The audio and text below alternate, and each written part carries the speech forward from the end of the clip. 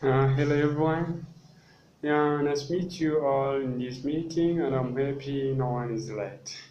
So now we are going to discuss some of the key considerations involved in moving the manufacturing arm of the company overseas, and also we will look at how we anticipate our business to affect the efficiency of our supply chain that we make during the previous session.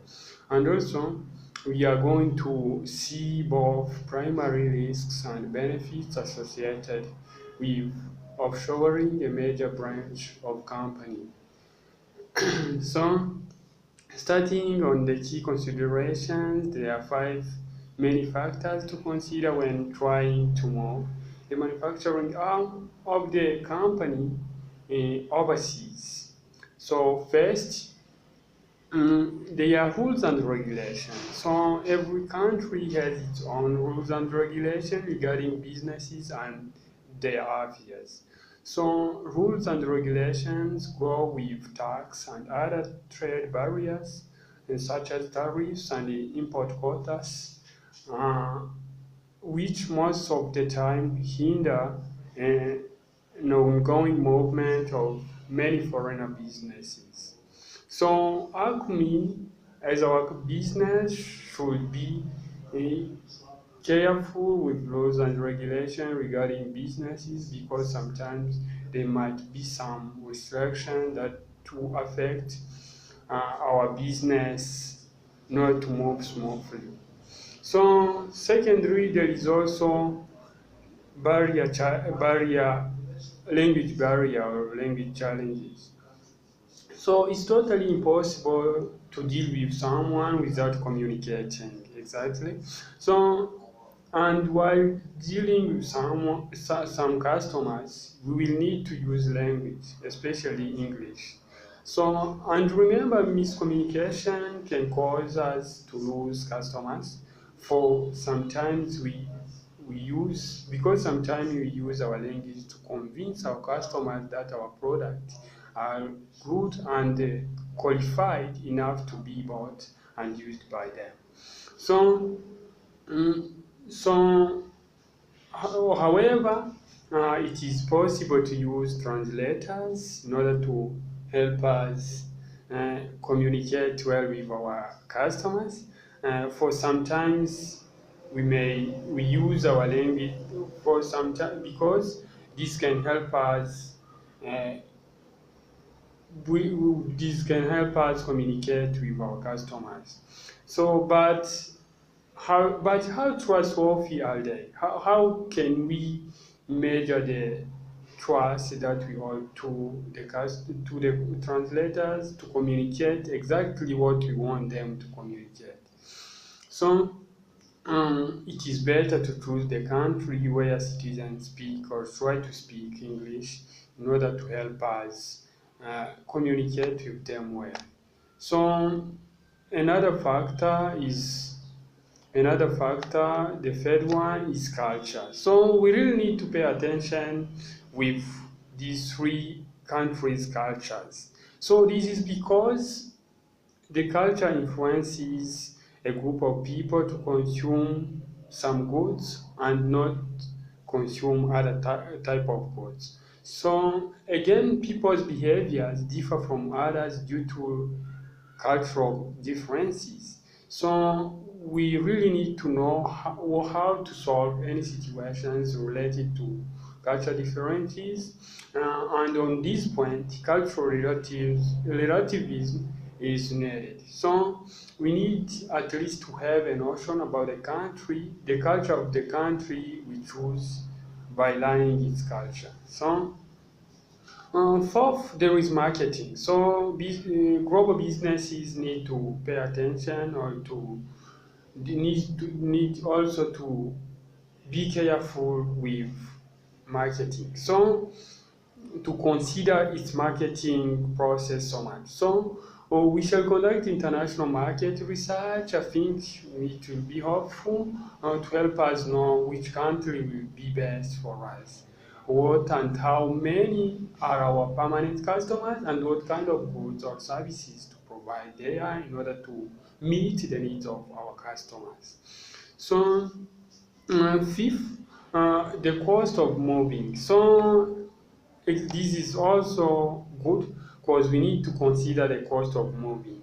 So since we will be doing several movements from one country to another, and we also need different kinds of transportation, such as using road, using airplanes, which is taking a flight.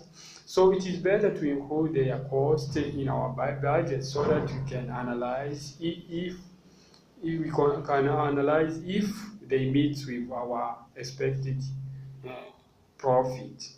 So lastly, factory removal. The last one is factory removal. It is possible also that we will need to expand our business through creating other branches or even relocating our business in another area.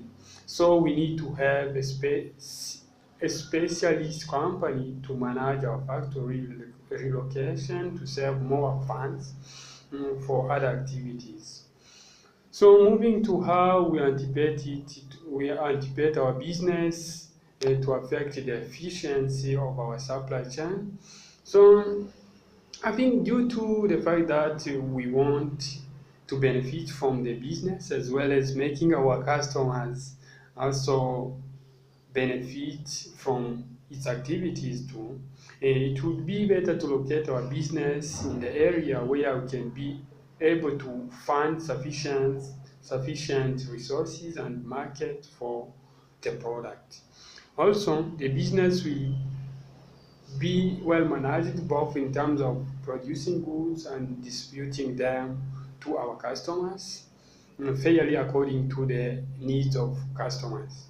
So again, our suppliers will be well managed and organized and will be taken as part of our employees to help them get accurate information and feel as part of team, feel included in a team actually. So we hope also to mobilize both suppliers and affordable customers to develop a habit of owning or using or selling our products and help us distribute to other customers, the products to other customers, and also have a motivation of consuming them because they will be helpful.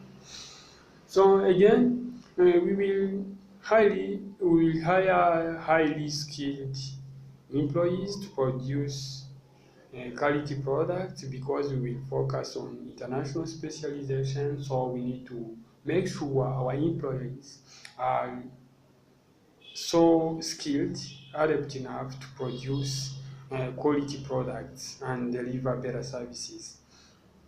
And so again, this is because we want to specialize in a given kind of product to help us get sufficient customers, as many as possible, and even build a brand name where each and everyone feel that our products are different from the others' products. So therefore, this is with these guidelines, our global business will cause our business, our supply chain will cause our business to be beneficial and for both ourselves and even our customers. So moving to the last question, which is talk about the primary risks and the benefits associated with offshoring a major branch of a company. So let's start by benefits.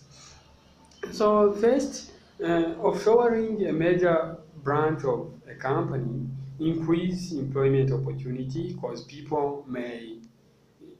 the new businesses in a country create opportunity to employees where they can be easily get hired, and this can reduce the rate of unemployment. Again,